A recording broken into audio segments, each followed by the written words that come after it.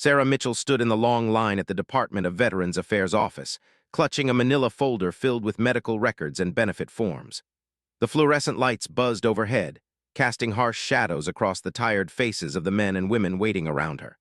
Most were older, some walking with canes or sitting in wheelchairs, their service caps proudly displaying the names of wars from decades past. At 28, Sarah felt out of place among the gray-haired veterans. She wore a simple blue sweater and jeans, nothing that would immediately identify her as someone who had served.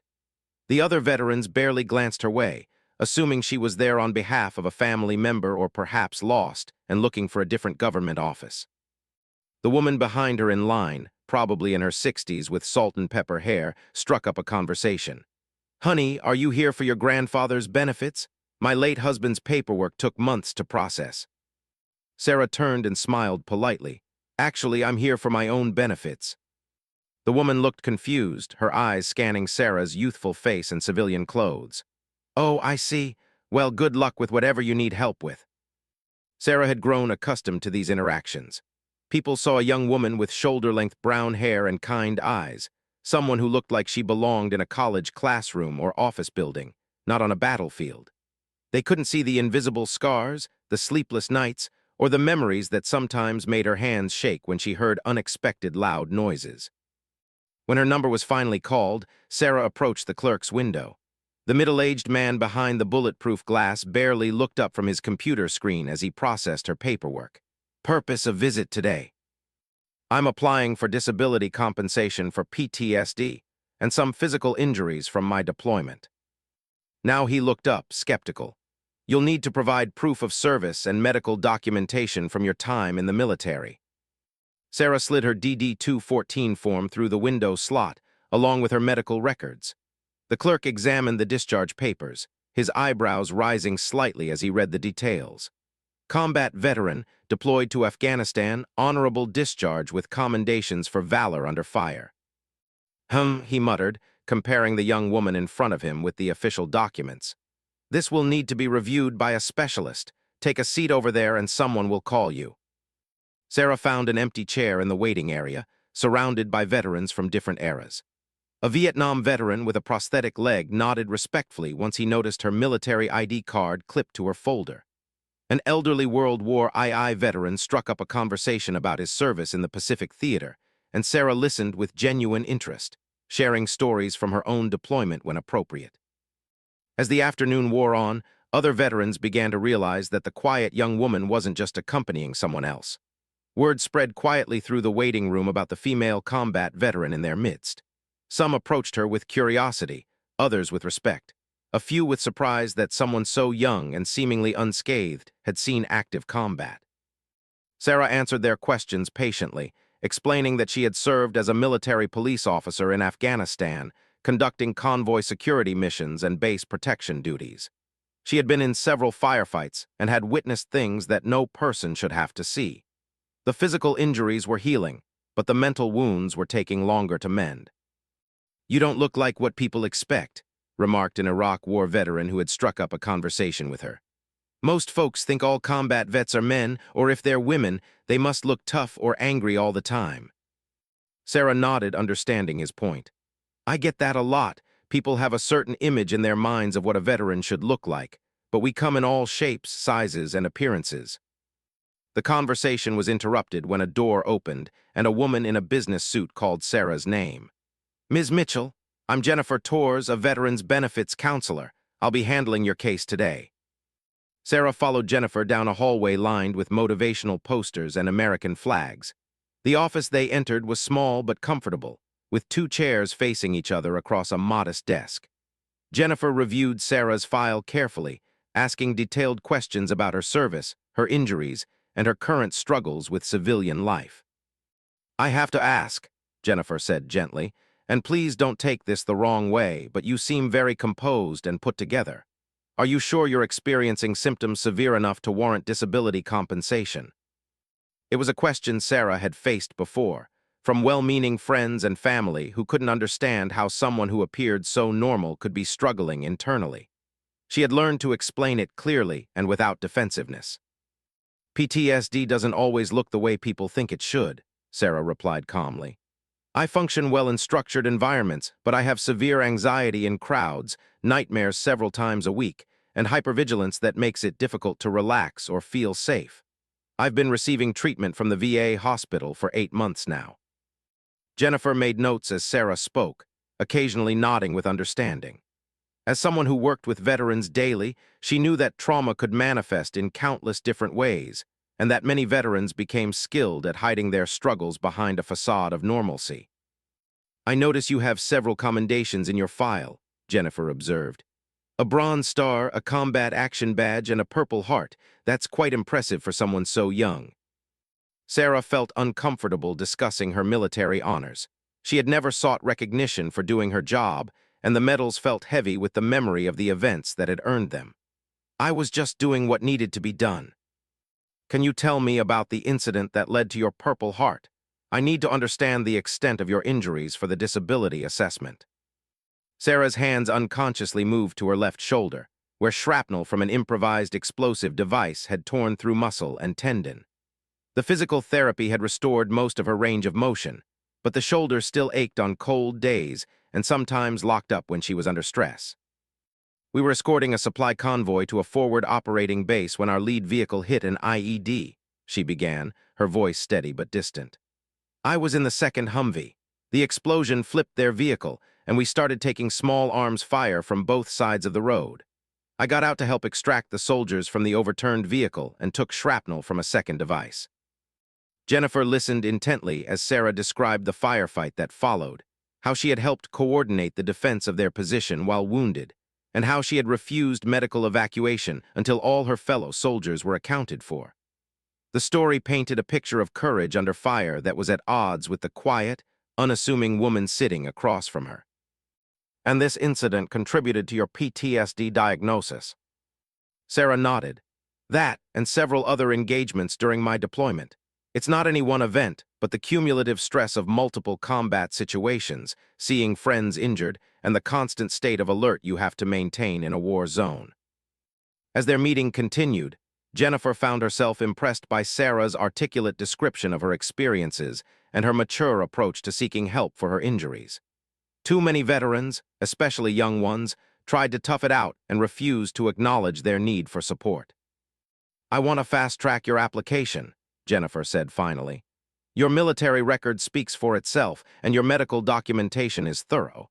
You should hear back about your disability rating within 6 weeks instead of the usual 3 months.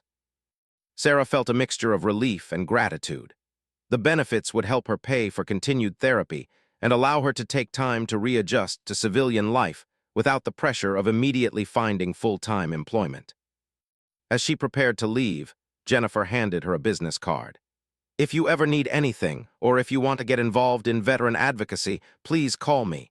We need more young veterans like you to help bridge the gap between different generations of service members.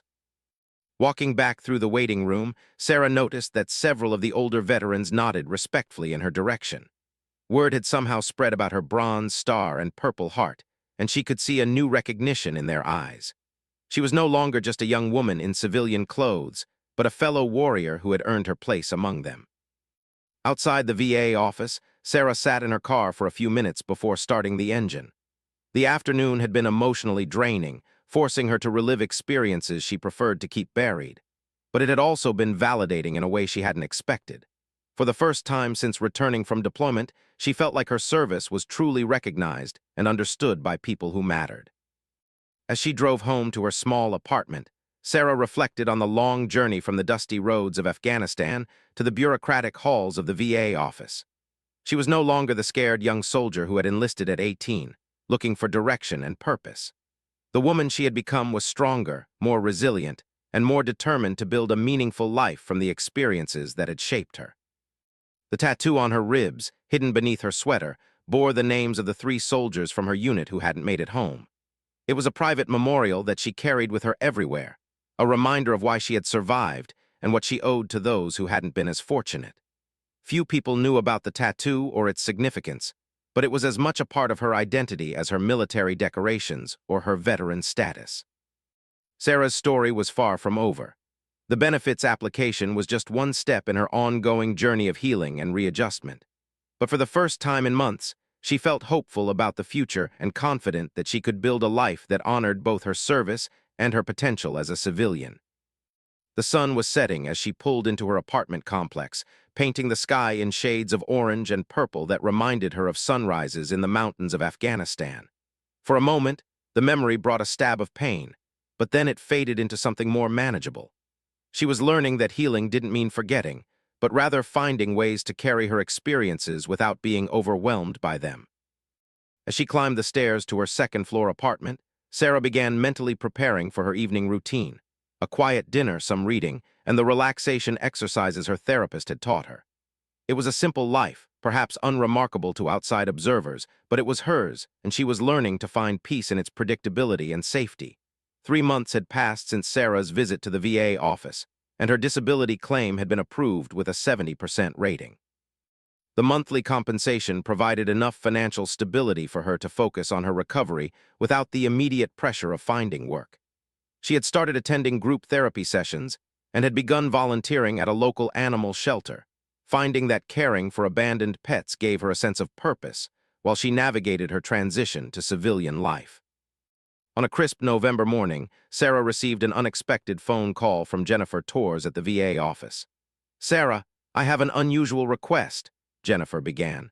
"The regional VA director is hosting a Veterans Day ceremony next week, and she specifically asked if you would be willing to participate. There's going to be a panel discussion about the experiences of younger veterans, and your perspective would be valuable." Sarah felt her stomach tighten at the thought of speaking publicly about her service. She had grown comfortable sharing her story in one-on-one settings or small groups, but the idea of addressing a large audience made her anxious. "I don't know, Jennifer. I'm not really comfortable with public speaking." "I understand your hesitation," Jennifer replied gently. "But this is important. There are a lot of misconceptions about young veterans, especially women who served in combat roles. Your voice could help change some of those perceptions." After much internal debate, Sarah agreed to participate in the panel discussion. She spent the following week preparing, working with her therapist to develop strategies for managing her anxiety during the event. The ceremony was to be held at the city's convention center, with an expected attendance of over 500 veterans and community members. The morning of the event, Sarah chose her outfit carefully. She wore a navy blue dress with a modest neckline, paired with a blazer and low heels. It was professional but not overly formal, and it concealed the memorial tattoo on her ribs that had become such an important part of her identity. She pinned her bronze star, purple heart, and combat action badge to the lapel of her blazer, a visible reminder of her service that she hoped would lend credibility to her words. Arriving at the convention center, Sarah was struck by the sea of veterans filling the auditorium. Men and women from across multiple generations of military service filled the seats, their service caps and veteran-themed clothing creating a tapestry of American military history. She spotted several familiar faces from her visits to the VA office, including the Vietnam veteran with the prosthetic leg who had befriended her during her first visit. The panel discussion was scheduled for mid-morning, between the opening ceremony and the main keynote address. Sarah was one of 4 panelists, joining a Vietnam veteran, an Iraq War veteran, and a female Navy veteran who had served during the Gulf War. As they took their seats on the stage, Sarah felt the familiar flutter of anxiety in her chest, but used the breathing techniques her therapist had taught her to maintain her composure. The moderator, a local news anchor who specialized in military affairs, introduced each panelist and began with general questions about the transition from military to civilian life. Sarah listened as her fellow panelists shared their experiences, noting both the similarities and differences in their stories. When her turn came to speak, she found that her voice was steady and clear. "The biggest challenge for me has been the invisibility," Sarah said, addressing a question about the unique struggles facing younger veterans. "When people look at me, they don't see a combat veteran. They see a young woman who probably went to college and works in an office. That assumption can be isolating when you're trying to connect with other veterans or access services designed to help us." An older veteran in the audience raised his hand during the question and answer period. "Young lady, no offense intended, but you look like you could be my granddaughter.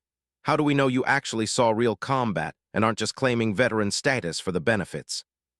Sarah felt a flash of anger at the question, but she had faced similar skepticism before and had learned to respond with patience rather than defensiveness. I understand why you might question my service, she replied calmly. The military has changed significantly since many of you served. Women now serve in combat roles that were previously closed to us. I was a military police officer in Afghanistan, and I participated in over 40 convoy security missions and numerous base defense operations. She paused, considering how much detail to share about her experiences. I was wounded by an IED while helping to evacuate casualties from an overturned vehicle under enemy fire. I received the Purple Heart, Bronze Star, and Combat Action Badge for my service. I'm not sharing this to impress anyone or to prove my worth, but to illustrate that combat doesn't discriminate based on age or gender. The audience was quiet as Sarah spoke, and she could see nods of recognition and respect from veterans throughout the auditorium. The older veteran who had questioned her stood up again. "Ma'am, I apologize for my question. Thank you for your service and welcome home." After the panel discussion, Sarah was approached by dozens of veterans and community members who wanted to thank her for her participation or share their own stories. Among them was a group of young female veterans who had been struggling with many of the same challenges Sarah had faced. They formed an impromptu support circle in the lobby, exchanging contact information and making plans to meet regularly. As the formal ceremony continued with the keynote address, Sarah found herself seated in the VIP section reserved for distinguished guests. The main speaker was a retired general who had commanded troops in both Iraq and Afghanistan, and his speech focused on the sacrifices made by the generation of American veterans. Today's young veterans have served in the longest period of continuous combat in our nation's history, the general declared from the podium. They have deployed multiple times, served alongside allies from dozens of countries, and adapted to an enemy unlike any we have faced before. We owe them not just our gratitude, but our understanding and support as they transition to civilian life. During his speech, the general's eyes seemed to find Sarah in the VIP section, and she had the distinct impression that he had been paying attention during the panel discussion. When the ceremony concluded with the presentation of colors by an honor guard, the general made his way through the crowd, stopping to speak with various veterans and community leaders. Sarah was gathering her belongings when she felt a tap on her shoulder. She turned to find the general standing beside her, his impressive array of ribbons and badges catching the light from the convention center's chandeliers. He was a distinguished man in his early 60s, with silver hair and sharp eyes that seemed to take in every detail. "Sergeant Mitchell," he said, reading her name from the program, "I wanted to personally thank you for your participation in today's panel. Your comments about the invisibility of young female veterans were particularly insightful." "Thank you, sir," Sarah replied, automatically using the respectful tone she had learned in the military.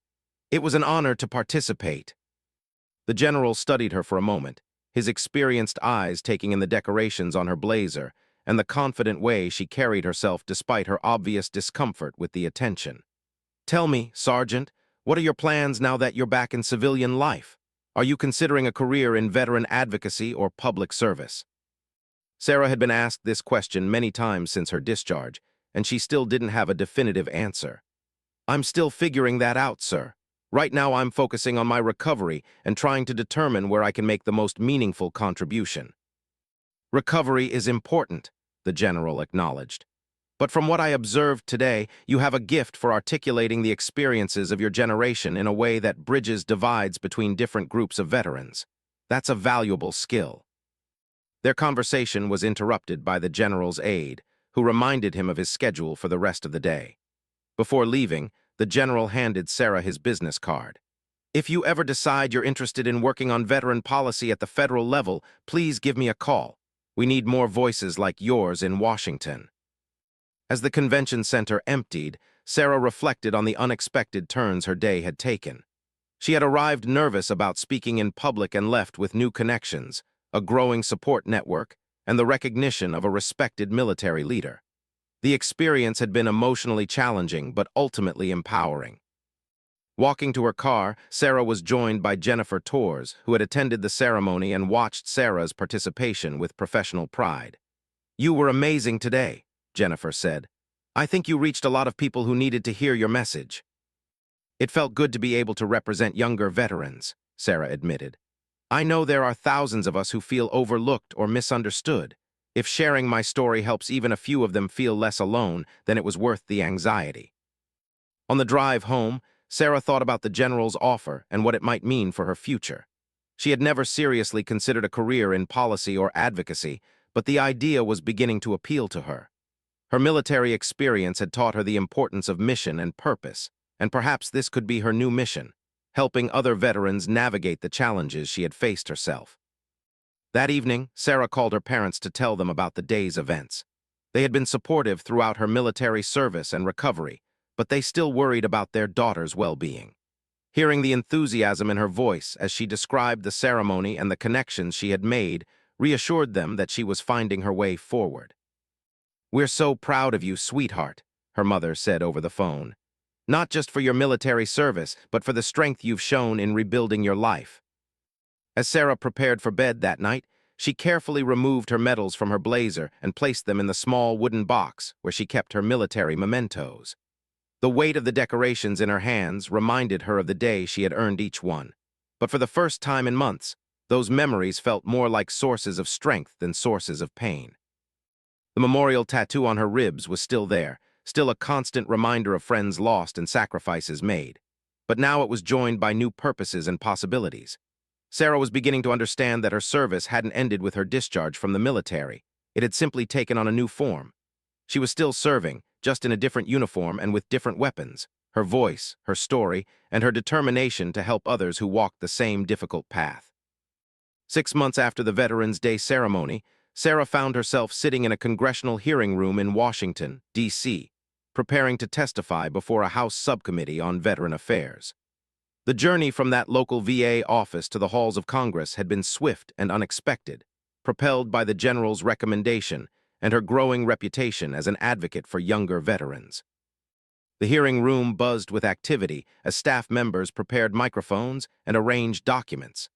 Sarah wore a crisp black suit with her military decorations prominently displayed, a visual reminder of her credentials to speak on behalf of the veteran community. In the months since the Veterans Day event, she had accepted the general's offer to work with a veteran advocacy organization, where she had quickly established herself as a compelling voice for reform. The tattoo on her ribs remained hidden beneath her professional attire, but Sarah had come to view it differently.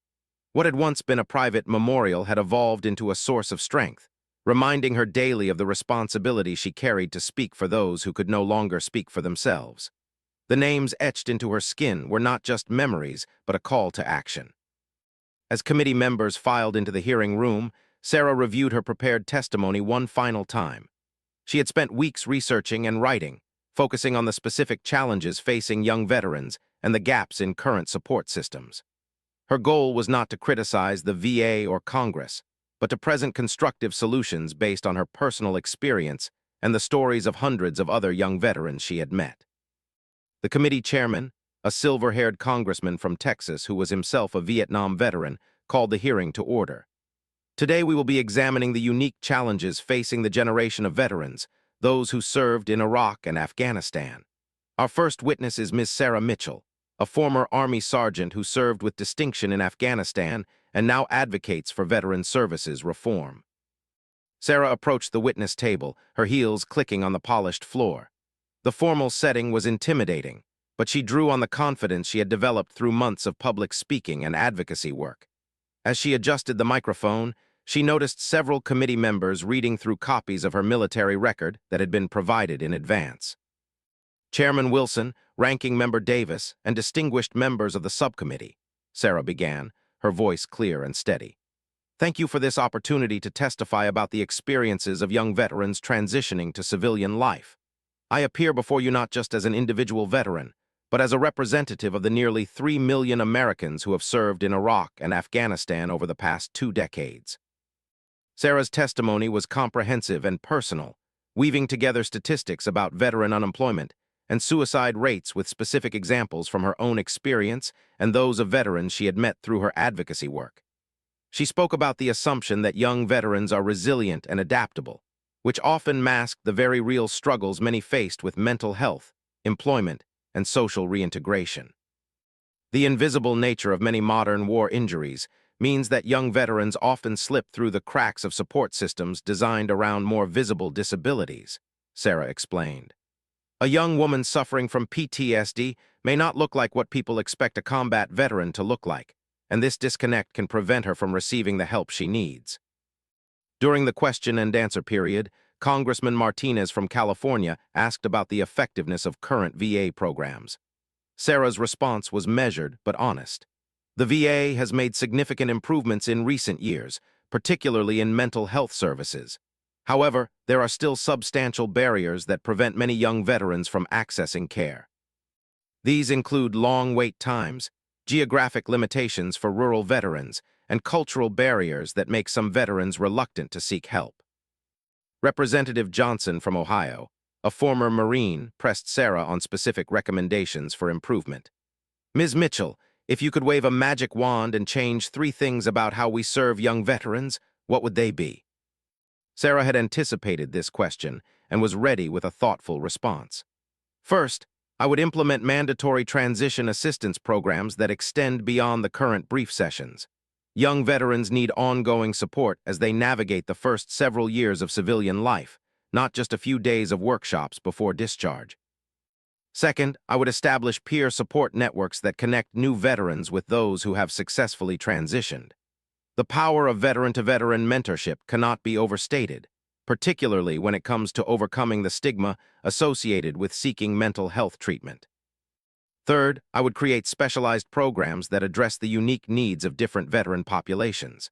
The challenges facing a 25-year-old female combat veteran are different from those facing a 40-year-old male veteran with 20 years of service. One-size-fits-all approaches often leave significant gaps in care.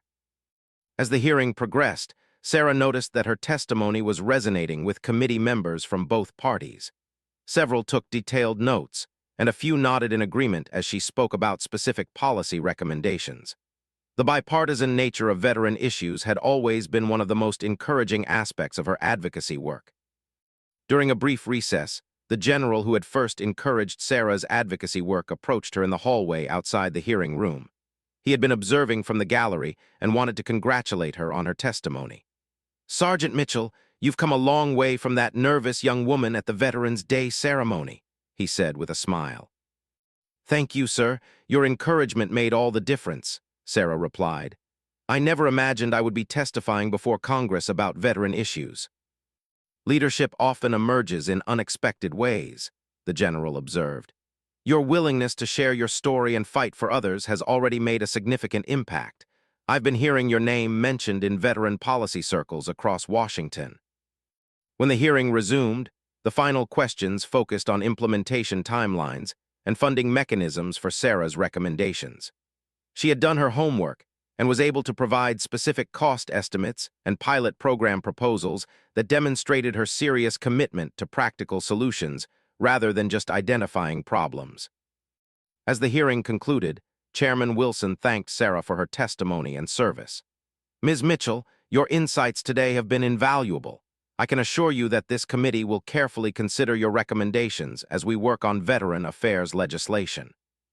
After the formal proceedings ended, several congressional staff members approached Sarah with follow-up questions and requests for additional information. The networking and relationship-building aspect of advocacy work had initially been challenging for someone who preferred to work behind the scenes, but Sarah had learned to view it as an extension of her mission to help other veterans. That evening, Sarah attended a reception hosted by her advocacy organization, where she met with other veteran leaders, policy experts, and congressional staff members. The event provided an opportunity to discuss her testimony in more detail and to explore potential collaborations on future initiatives. During the reception, Sarah was approached by a young woman who introduced herself as Lieutenant Commander, a Navy veteran who had served as a helicopter pilot in Afghanistan. "I watched your testimony online," said. "Your comments about the invisibility of young female veterans really resonated with me. I've been struggling with many of the same issues you described." Sarah spent 20 minutes talking about her experiences and providing information about support resources and advocacy opportunities. These conversations had become a regular part of Sarah's life, and she found them deeply fulfilling. Every veteran who reached out represented both a person in need of help and a potential ally in the fight for better services and understanding. As the evening wound down, Sarah reflected on how dramatically her life had changed since that first visit to the VA office. The scared and isolated young woman who had struggled to get her benefits claim processed had evolved into a confident advocate who was helping to shape national policy. The transformation hadn't been easy or linear, but it had been profound. The tattoo on her ribs had taken on new meaning throughout this journey. The names of her fallen comrades were no longer just a private memorial, but a public trust.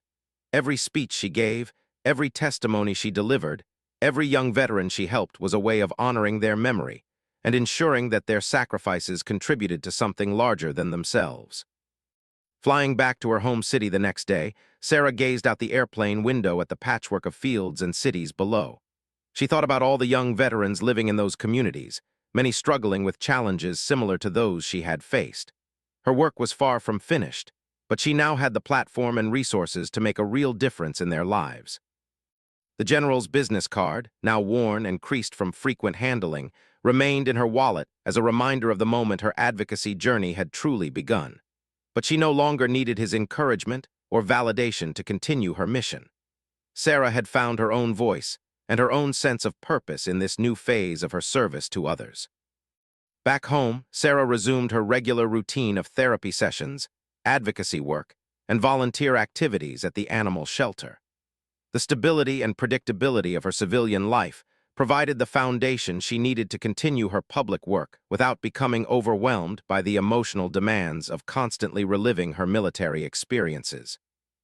A few weeks after the congressional hearing, Sarah received word that her recommendations had been incorporated into a bipartisan Veteran Affairs bill that was moving through the legislative process.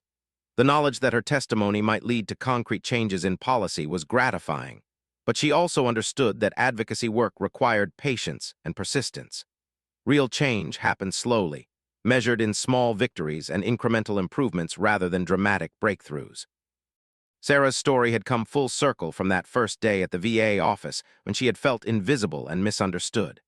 The young veteran who had once struggled to prove her legitimacy now served as a bridge between different generations of veterans and a voice for those who were still finding their way.